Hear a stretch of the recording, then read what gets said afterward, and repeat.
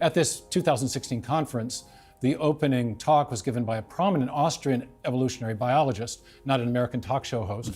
And he enumerated 5 major explanatory deficits of Neo-Darwinism. You know, my big question for all atheists, well, is, okay, you don't believe in God, but what was there before the Big Bang, before this all started? In other words, what was there before supposedly nothing? Dr. Stephen Meyer recently went on Piers Morgan's Uncensored show, and they talk about evolution, and then they talk about the origin of the universe. They also get into a conversation about abiogenesis. Dr. Meyer articulates himself so well and raises a few huge issues that are used often as a cudgel to prevent people from actually seeing the logical case for the existence of God. Let's dive in. This all blew up last week because Tucker Carlson went on Joe Rogan. And I don't know if you saw this, but he said this about this very issue. Let's take a look. If evolution is real, and if there is this constant, I don't know, but it's visible. Like, you can measure it in certain animals. You can measure adaptation. Yeah. But there's no evidence that in fact, I think we've kind of given up on the idea of evolution. The theory of evolution as articulated by Darwin is like kind of not true. Right? In what sense? Well, in the most basic sense, the idea that, you know, all life emerged from a single cell organism and over time, and there would be a fossil record of that, and there's not. Your response? Well, I don't know what Tucker knows about all this, but probably not as qualified as you. But he likes to. Maybe we start with ask something around. that happened here in London a few years ago, 2016. Major conference convened by the Royal Society, arguably the world's most august and prestigious scientific body, was convened by a group of evolutionary biologists who are dissatisfied with the standard Neo-Darwinian theory of evolution. And many of the conveners are calling for a new theory because the primary mechanism of biological change articulated by Darwin and his subsequent followers, now called the Neo-Darwinists, the idea of natural selection acting on random mutations and variations, is now understood to lack the creative power to generate major changes in the history of life. And is at the crux of this debate, is it, as Tucker was getting at there, is it that if you actually start from where Darwin's theory begins, the creation of the human being was so complicated, the body, the way we exist is so complicated, it doesn't make any rational sense. There's 2 issues, really. There's how do you get to the first life from the simpler non-living chemicals? That's sometimes called chemical evolutionary theory, and that's a complete mess. It's in a state of impasse, and almost everyone, even your recent guest Richard Dawkins, acknowledges we have no chemical evolutionary theory that accounts for the origin of the first life. And many people don't know that Darwin didn't attempt to explain the origin of the first life. Rather, he presumed one or very few simple organisms, which we now know were not simple, and then proposed a mechanism by which you could generate all the new forms of life we see on the planet today. So this is the point that Dr. Meyer is making, is that the thing that kids are taught in school of primordial soup leading to modern man is mythology. It's literally mythology. It has not been supported with scientific evidence. Darwin never touched on the origin of life. No scientist has explained how life came about from non-life. It's a huge black hole in the scientific community. And in fact, as Dr. James Tour has pointed out, the goalposts are moving farther away as scientists study this more. So, okay, now Dr. Meyer is going to get into, in addition to the origin of life problem, some of the problems with so-called macroevolution. But even that now is being challenged because the main mechanism of evolutionary change does a nice job of explaining small-scale variation. What Tucker was referring to, I think, is adaptation. This would be examples like Darwin's finches, where the beaks get a little bigger, a little smaller in response to varying weather patterns. But it does a very poor job of explaining the major innovations in the history of life, such as the origin of birds or mammals or animals in the first place. And there in the fossil record, we do see very abrupt, many instances of very abrupt appearance without the transitional intermediates that you'd expect on the basis of the Darwinian picture of the tree of life. So, is your belief that the Darwin theory actually fails then? I think it does fail. I think it captures an element of the truth. There's the small-scale microevolutionary variation is certainly a real process, and no one disputes that. Natural selection is a real process, but what's at issue now is the degree to which it has genuine creative power. And I think at this 2016 conference, the opening talk was given by a prominent Austrian evolutionary biologist, not an American talk show host. And he enumerated 5 major explanatory deficits of Neo-Darwinism, many of them surrounding this problem that the mechanism lacks the generative or creative power necessary to account for the major innovations in the history of life. Well, your best-selling book, new book, Return of the God Hypothesis, you argue there are 3 big scientific discoveries that point to the existence of God. I want to go through these. One, the Big Bang theory. So why would that lend support to a theory of a God? Or Well, God? right. Maybe just a little framing before I dive into the evidence. Professor Dawkins at Oxford has said that the universe has precisely the properties that we should expect if at bottom there is no purpose, no design, nothing but blind, pitiless indifference.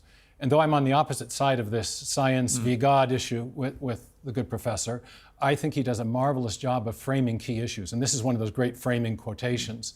Because what he's saying is that whether we think of it as a scientific question or a philosophical question or both, if we have a hypothesis about reality, the way we test that is by looking at the world around us and seeing if what we see comports with what we would expect to see if our hypothesis were true.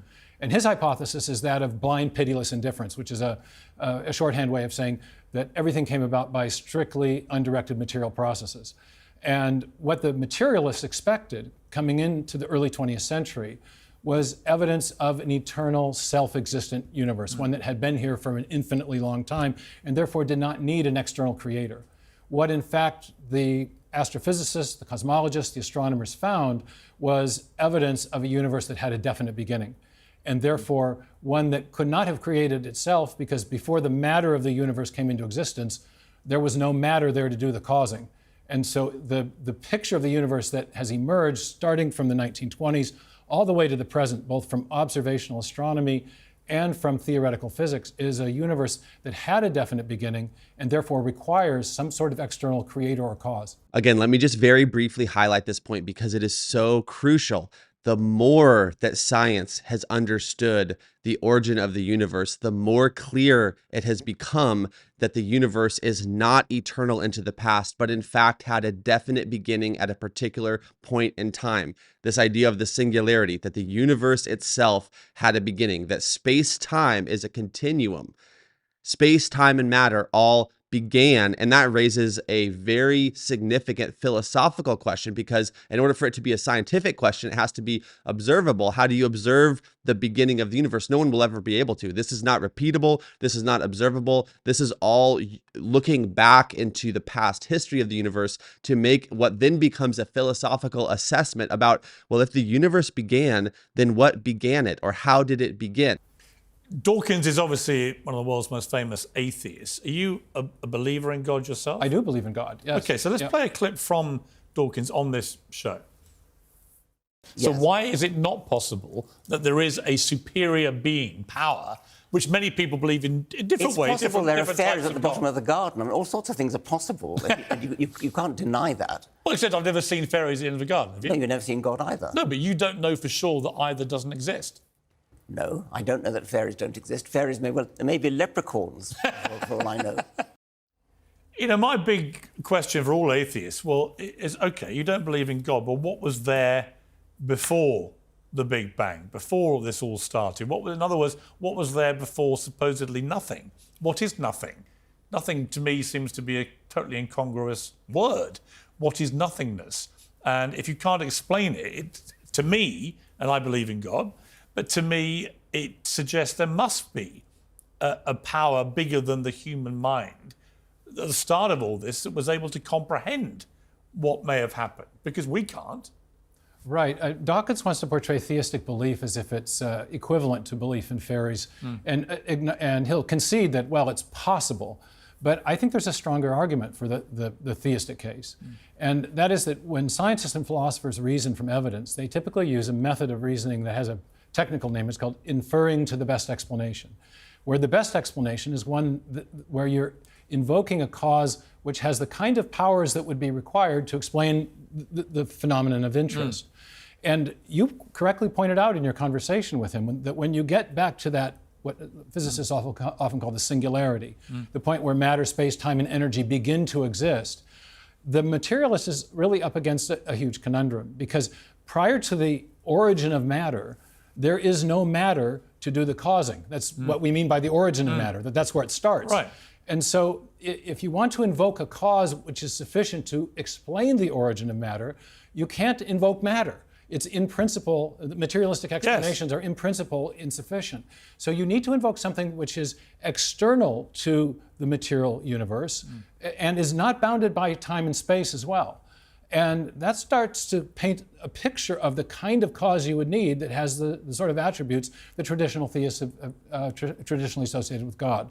God is a timeless, God is outside of time and space, has causal powers, is an agent with volition, and therefore can initiate a change of state from, in this case, nothing to something. And do you believe that God... I can already anticipate in the comment section of this video that there's going to be atheists racing to the keyboard to type that there isn't any evidence for this God, so therefore God is just like believing in the flying spaghetti monster, a unicorn, a fairy, whatever. But may I just suggest that when you're asking for material evidence of an immaterial God, it's like asking for evidence of a three-dimensional object within a two-dimensional plane. And I've tried to lay that out in the short form video. I'm going to unpack that a little bit more in this video, where if you begin a priori with the assumption that the only type of reality that exists is material reality, then obviously if you're asking for material evidence of an immaterial God, you can say that there is no such evidence. But the problem is that the universe, the matter, the material itself did come into existence at a point in the past, which raises the question, where did matter itself come from? And it opens up a window to another mode of reality, an immaterial mode of reality, what some have called the mind of God, which is the impetus for both the universal constants, things like gravity and the speed of light, that are these fixed principles that the rest of the matter and space and time within the universe operate by. But when you look at fixed mathematical truths, those things also point back to a mind. And like Dr. Meyer said, mind is capable of creation. Raw mathematical truths themselves don't actually have a creative apparatus. Matter itself does not have a creative apparatus. Mind does have a creative apparatus. Now, there's a separate video that I've made on this channel that really focuses in specifically on that sort of trichotomy of mind, mathematical truths, and matter, and asks the question, which of these three is really the beginning point of all reality? I'm going to put that video here so that you guys can watch this. This is with Sir Roger Penrose and William Lane Craig. It's an awesome video that delves more into this. Hope you guys enjoyed this video. Check out this video, and I'll see you in the next one. Thanks a lot. Bye.